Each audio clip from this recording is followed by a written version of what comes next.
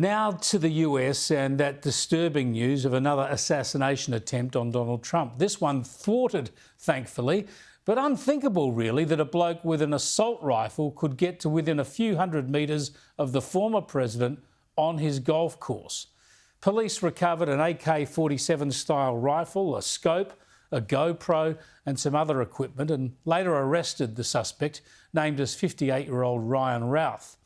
There was no shot fired at Trump, although agents fired at Routh before he fled in a car. Security for Trump has now been increased, and it will be increased in an ongoing fashion. Now, just how this was allowed to happen after Trump was shot in the ear just 2 months ago is astonishing. Security was increased then, but now has to be beefed up again. Now, incredibly, well, actually, I suppose not so incredibly, as we've come to expect, some American media were effectively blaming Trump for the attack on him, the same sort of victim blaming we heard last time. Do you expect to hear anything from the Trump campaign about toning down the rhetoric, toning down the violence, or would that be atypical of the former president?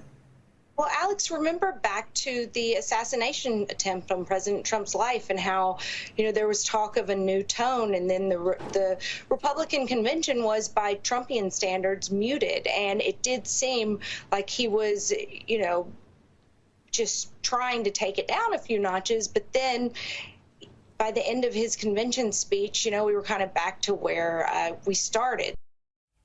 Just unreal, isn't it? It's always about those horrible Republicans. Now, US politics is polarised. Divisive politics in a country armed to its teeth, we all know that's a volatile mix. And nobody's political words should see them blamed for violence, unless, of course, they're inciting violence. The blame lies with the violent perpetrators themselves. But as I've said many times here, while we all know how brash and aggressive Trump can be and how he claims he was robbed at the last election, that doesn't mean the Democrats should get to run amok with their divisive language with impunity. As we keep showing you, their demonisation of Trump is perhaps the most divisive angle of them all. We must be clear. Democracy is on the ballot.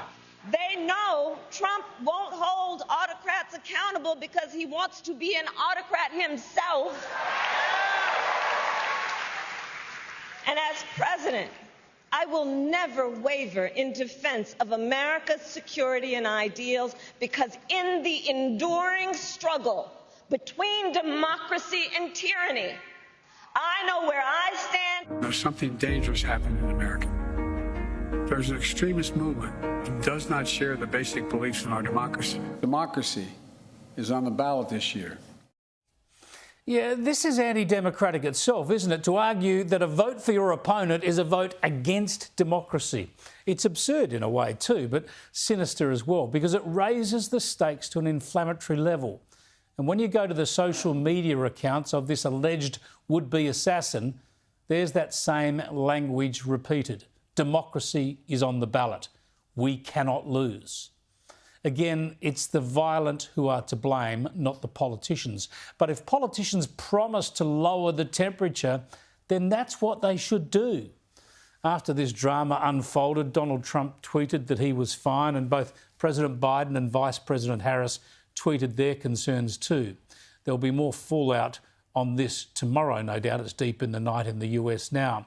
While US politics is ugly and divisive, dangerously so it seems, it's counterproductive to lay this all at the feet of Trump and the Republicans.